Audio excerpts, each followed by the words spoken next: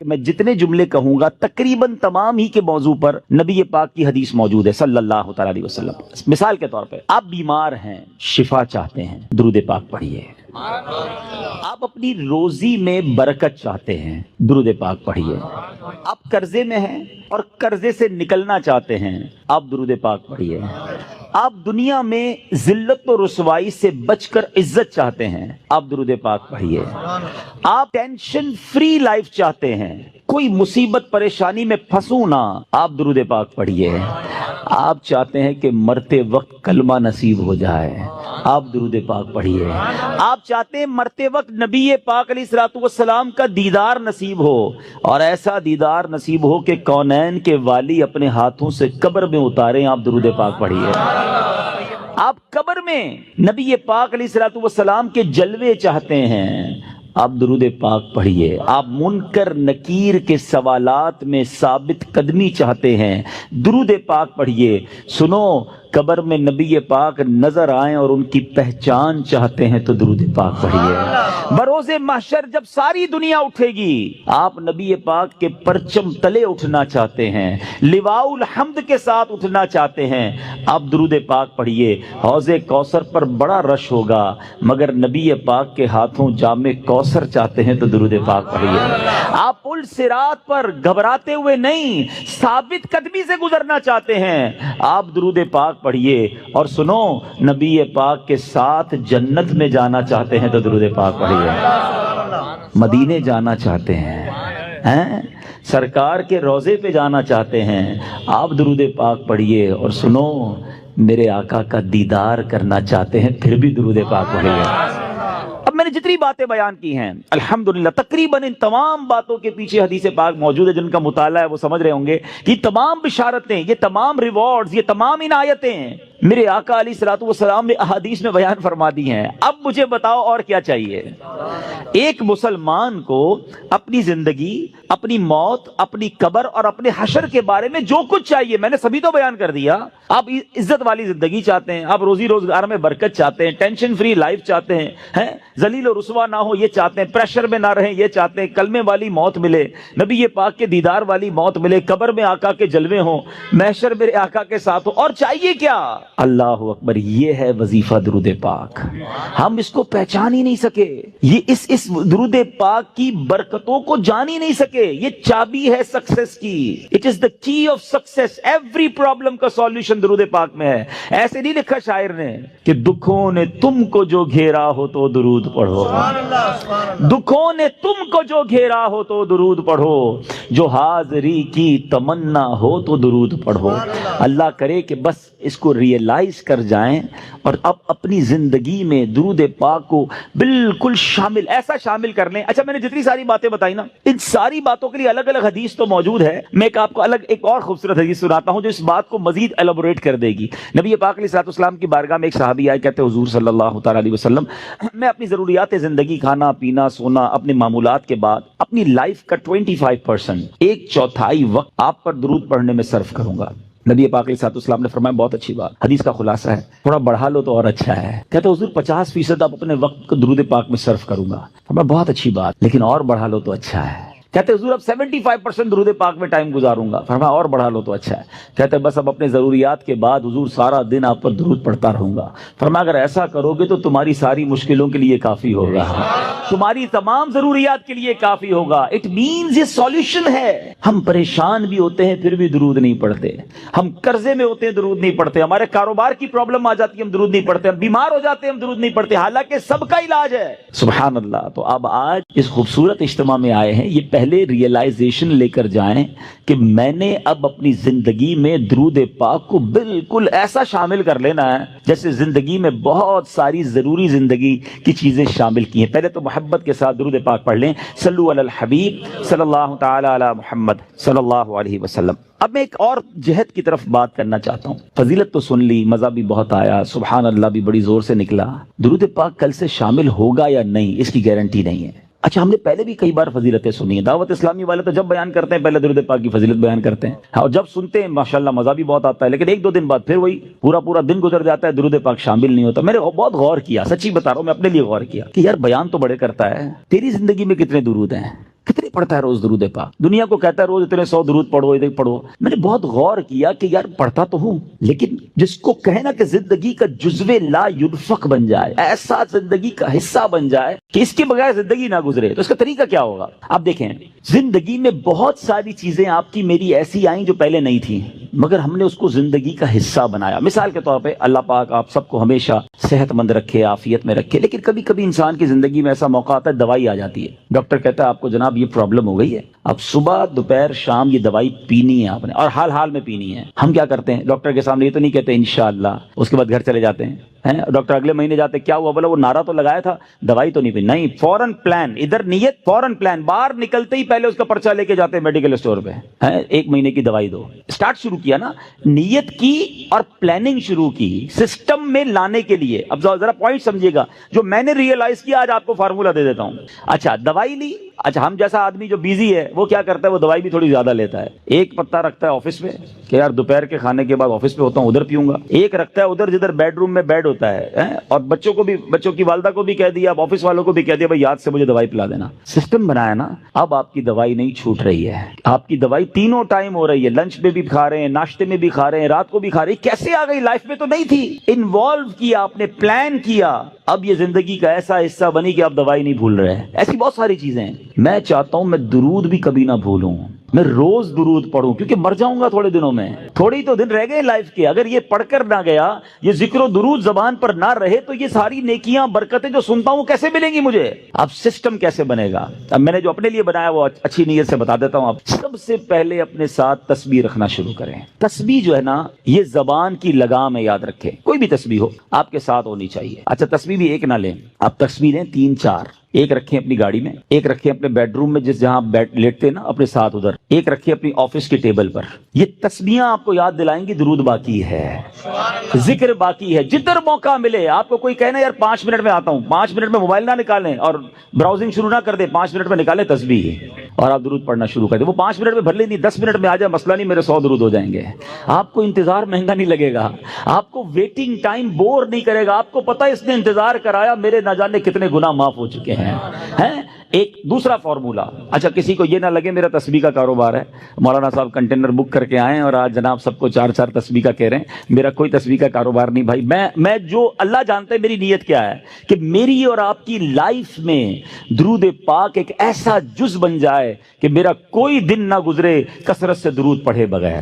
اچھا پھر دوسرا کام ایک اور کر لیں. تقریباً سارے لوگ واک کرتے ہیں، اچھی بات ہے، صحت کے لیے کرنی چاہیے. جب بھی واک کریں نا، جس طرح جوتے پہنے بغیر واک نہیں کرتے نا، آپ نے شوز رکھے ہوتے ہیں واک کے، آپ تسبیح ضرور لیں. کھڑے ہو جائیں، نہیں میری تسبیح کہاں ہے، تسبیح لا کے دو. آپ وداؤٹ تسبیح واک نہ کریں. آپ بلیو کریں آدھا گھنٹہ واک کرو گے انشاءاللہ 1000 درود پاک ہو جائیں گے. آپ اس پہ اور بھی وظائف شامل کر لیں. کلمہ پاک کی تسبیح ایک پڑھوں گا، ایک سبحان اللہ و بحمدہ سبحان اللہ العظیم پڑھ لوں گا. استغفار 70 بار نبی پاک روزانہ پڑھا کرتے، میں انشاءاللہ 70 بار استغفار بھی پڑھ لوں گا. آپ اپنا پورا جس کو کہتے ہیں شیڈیول بنا سکتے ہیں. اور یقین کرو جس دن ذکر و اذکار دبا کے کیے ہوں گے نا، جس کو کہتے ہیں رچ کے، اس رات کو نیند بھی بڑی اچھی آتی ہے. ہاں کہ اللہ کی رحمت سے ضائع نہیں کیا آج کا دن. آج اللہ کی رحمت سے میرے آقا کا بھی ذکر کیا، اللہ کا بھی ذکر میری زبان نے کیا. اگر یہ پلان، اس پلان کب بنے گا؟ جب اس کی اہمیت محسوس ہوگی. کہیں گے یار مولانا صاحب اتنے ساری باتیں باقی ہیں، پتہ نہیں کس موضوع کو لے کے بیٹھ گئے. ٹھیک ہے آپ کی مرضی. اگر آپ کو یہ نارمل اور آرڈنری بات لگتی ہے، ورنہ بلیو کریں ہمارے اسلاف اتنا ذکر کرتے تھے. بزرگان دین کی سیرت کو پڑھیں نا، ایک بزرگ کے بارے میں آتا ہے وہ ہر وقت ذکر الہی کرتے تھے. ایک بار کسی راستے سے گزرے، واپس آئے، پھر اس روڈ سے گزرے. کسی نے کہا حضرت ابھی تو گزر کے گئے تھے اس گلی سے. کہتے ہیں ہاں گزر تو گیا تھا، مگر گزرتے گزرتے اللہ کا ذکر نہیں کیا تھا. میں چاہتا ہوں میں زندگی میں جس سڑک سے گزروں، جس راستے سے گزروں، اس راستے کو، اس سڑک کو اللہ کے ذکر کا گواہ بنا کر جاؤں. یہ مائنڈ سیٹ تھا. حضرت جنید بغدادی رحمت اللہ تعالی علیہ اپنے زمانے کے ولی ہیں، اولیاء کے سردار ہیں. کتنی نیکیاں تھیں ان کے پاس، ہمارے پاس تو ہے ہی کچھ نہیں، مگر اتنا اللہ کا ذکر کرتے، زبان سے اتنے ذکر الہی کرتے تھے کہ ایک بار آپ گئے کسی باربر شاپ پہ مونچھیں بنوانے. تو جو مونچھیں کاٹنے والا تھا کہتا حضرت تھوڑی دیر خاموش ہو جائیں، آپ ذکر روک دیں، میں نے آپ کی مونچھیں کاٹنی، آپ کے ہونٹ کٹ جائیں گے.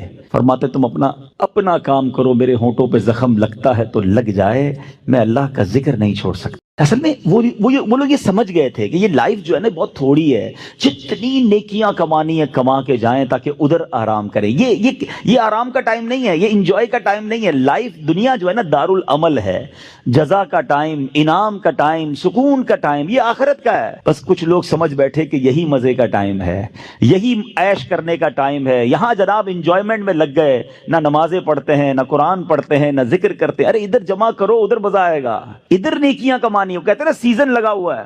لوگ کاروباری لوگ کہتے ہیں یار ان دنوں میں ہمارا بڑا سیزن ہے، ہم بہت کام کرتے ہیں، سیزن کے بعد پھر ریسٹ کریں گے. جب تک میری آپ کی سانسیں باقی ہیں نا، نیکیوں کا سیزن لگا ہوا ہے. کر لو جتنی نیکیاں کرنی ہے، نوافل پڑھیں، درود پڑھیں، ذکر کریں، حرام کاموں سے بچیں، تاکہ جب قبر میں جائیں نا، آپ کو پتہ ہے کچھ خوش نصیب ایسے ہوں گے جب وہ قبر میں جائیں گے تو ان کو فرشتوں کی طرف سے کیا ندا دی جائے گی، انعام پتہ ہے کیا دیا جائے گا؟ نم کا نومت العروس، سو جا کہ جیسے دلہن سوتی ہے. قبر کے اندر ایسے سکون سے سو جا، بے فکر ہو کر، کیونکہ اب اللہ اس سے راضی ہے، وہ ایسی زندگی گزار کر آیا ہے. تو اللہ کرے میں اور آپ ایسی زندگی گزاریں. بزرگوں کا ایک قول ہے، کاش دل میں اتر جائے، کہ زمین کے اوپر کام، زمین کے اندر آرام. اللہ زمین کے اوپر ایسا کام لے لے کہ جب زمین کے اندر جائیں نا تو وہاں آرام کریں. ادھر مار پڑی تو کدھر جائیں گے؟ اللہ کرے دل میں اتر جائے میری بات. نیت کرتے ہیں ہم روز درود کثرت سے پڑھیں گے انشاءاللہ. میں بھی نیت کرتا ہوں، آپ بھی نیت کریں. اب ذکر و درود انشاءاللہ زبان پر جاری رہے گا. ایک دوست نے اپنے ایک دوسرے دوست سے قرض لیا، اور قرض لینے کے بعد جو ٹائم تھا وہ پورا ہو گیا. اب پیسے اس نے نہیں لوٹائے. بڑی کوشش کی اس نے کہ بھائی میری رقم واپس دے دیں، اس نے نہیں دیا. اب وہ یہ کیس لے کر عدالت میں چلا گیا اور جج صاحب سے جا کر اس نے کہا کہ اس نے میرے پیسے دینے اور یہ میری رقم نہیں لوٹا رہا. جج صاحب نے کہا کہ تمہارے پاس 30 دن ہیں، ودن 30 days تم نے اس کے پیسے واپس لوٹانے ہیں، ورنہ پھر تمہارے خلاف فیصلہ ہو جائے گا. تو وہ شخص گھر گیا. اب اس نے کیا کیا، اس نے صبح سے لے کر شام تک درود پاک پڑھنا شروع کر دیے. 1 دن 2 دن 3 دن 27 دن ہو گئے. وہ درود پڑھتا رہا اور انتظار کرتا رہا. پیسے تو تھے نہیں، 30ویں دن عدالت میں پیش ہونا تھا. 27 دن گزر گئے، 28ویں رات آ گئی. خواب میں اس کو کسی نے آواز دی کہ گھبراؤ نہیں، تمہارا قرض ادا ہو جائے گا. اگلے دن پھر درود پاک پڑھتا رہا. اب نبی پاک کی خواب میں زیارت ہوئی. آقا علیہ الصلوۃ والسلام تشریف لائے، فرمایا گھبراؤ نہیں، تمہارا قرض ادا ہو جائے گا. تم علی بن عیسیٰ وزیر کے پاس جاؤ اور اس سے کہو وہ تمہارا قرض ادا کر دے گا. اب جب صبح اٹھا تو بہت خوش کہ نبی پاک کی زیارت مجھے ہو گئی. لیکن پھر خیال آیا کہ میں اگر وزیر صاحب کے پاس گیا اور انہوں نے مجھ سے کوئی ایویڈنس مانگ لیا، کوئی پروف مانگا، کہ میں کیسے مان لوں تمہیں نبی پاک نے بھیجا ہے؟ اس بات پر تو میرے پاس کوئی دلیل نہیں ہے. اب 30ویں رات آ گئی، آخری رات ہے، صبح عدالت میں جانا ہے. درود پاک پڑھتے پڑھتے سو گیا. سرور کائنات علیہ الصلوۃ والسلام نے خواب میں پھر کرم فرمایا. فرمایا علی بن عیسیٰ وزیر کے پاس جاؤ، وہ تمہارا قرض ادا کر دے گا. کہ حضور میں چلا تو جاتا، مگر اگر وہ مجھ سے یہ کوئی پروف مانگتا، کوئی ایویڈنس مانگتا تو میں کیا جواب دیتا؟ پیارے آقا علیہ الصلوۃ والسلام نے فرمایا کہ ایسا کرو، اسے یہ کہنا کہ آپ کا ایک راز ہے جو آپ جانتے ہیں اور رب جانتا ہے، اور وہ راز یہ ہے کہ آپ روزانہ فجر کے بعد 5000 بار درود پاک پڑھتے ہیں، اور جب تک درود پاک مکمل نہیں ہوتے آپ کسی سے بات نہیں کرتے. اب جب صبح اٹھا تو بہت مطمئن کہ اب تو دلیل بھی آ گئی ہے. پہنچ گیا صبح صبح علی بن عیسیٰ وزیر کے پاس. اس کا دربار لگا ہوا ہے. اس نے پیغام بھجوایا کہ میں علی بن عیسیٰ وزیر صاحب سے اکیلے میں ملنا چاہتا ہوں، پیغام لایا ہوں.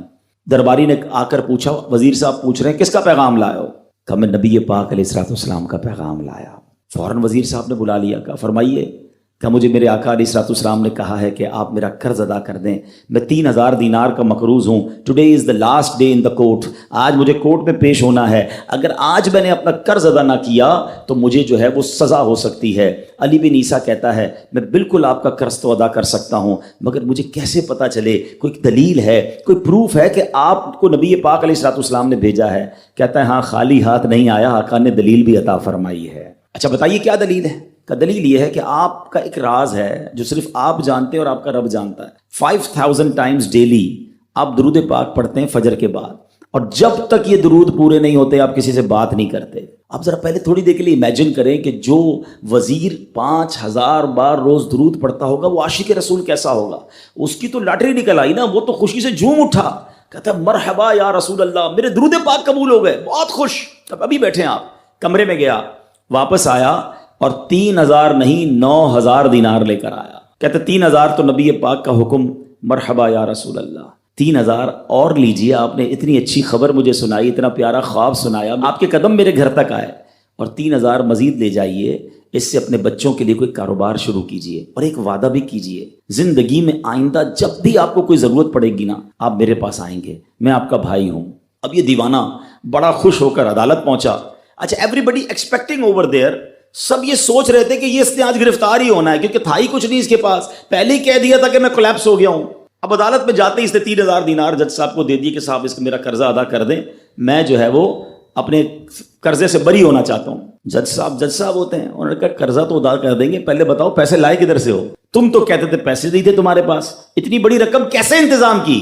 اب بھری عدالت میں گویا اس نے زبان حال سے یہ کہا کہ اتنا دیا سرکار نے مجھ کو, اتنی میری اوقات نہیں, یہ تو کرم ہے ان کا, ورنہ مجھ میں تو ایسی بات نہیں. اب اس نے بھری عدالت میں پورا واقعہ سنایا کہ میں نے تو کچھ نہیں کیا, آقا خواب میں تشریف لائے, میں وزیر صاحب کے پاس گیا, انہوں نے یہ پیسے دیے. سنو اس زمانے کے جج بھی کیسے ہوتے تھے. وہ جج دوران عدالت اپنے کرسی سے اٹھ کر کمرے میں چلا گیا. تھوڑی دیر بعد جج صاحب واپس آئے اور 3,000 دینار اس کے ہاتھ میں دیتے ہیں. کیا سارا ثواب علی بن عیسیٰ لے جائے گا؟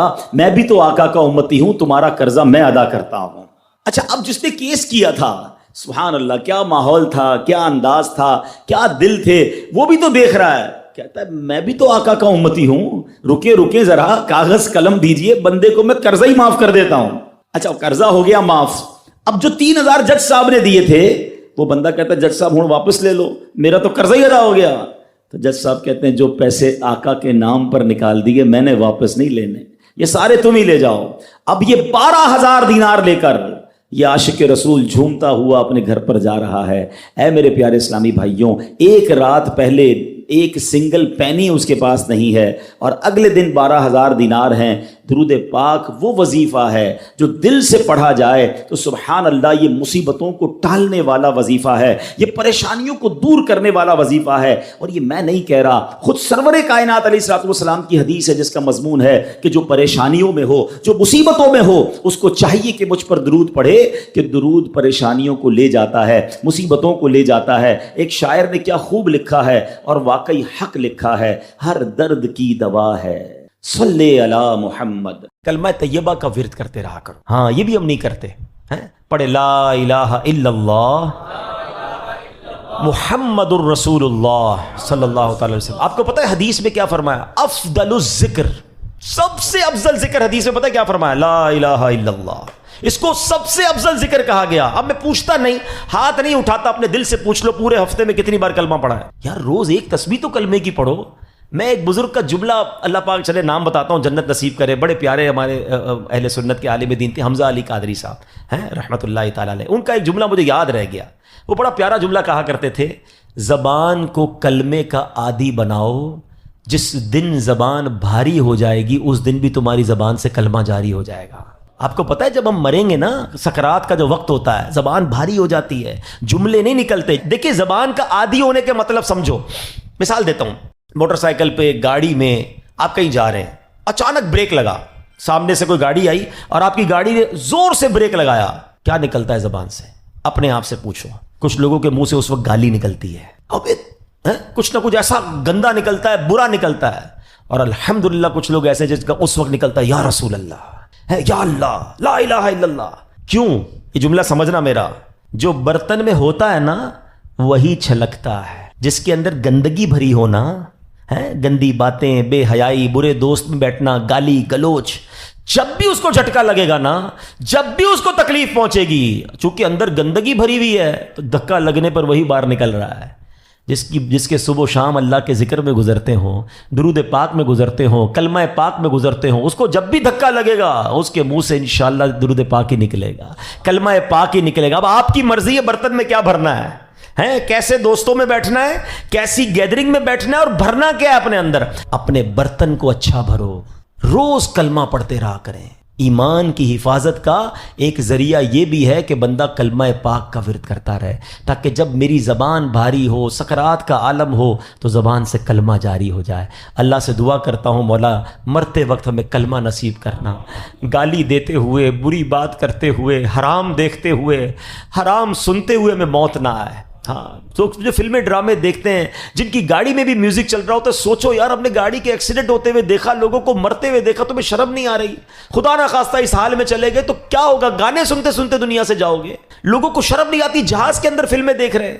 ارے جہاز تو جب پرخچے اڑ جاتے ہیں انسان کے, بندہ ادھر توبہ کرے. شراب پیتے ہیں, میں نے دیکھا ہے, کیونکہ فری ملتی ہے تو جو کبھی نہیں پیتا وہ بھی پی رہا ہوتا جہاز میں.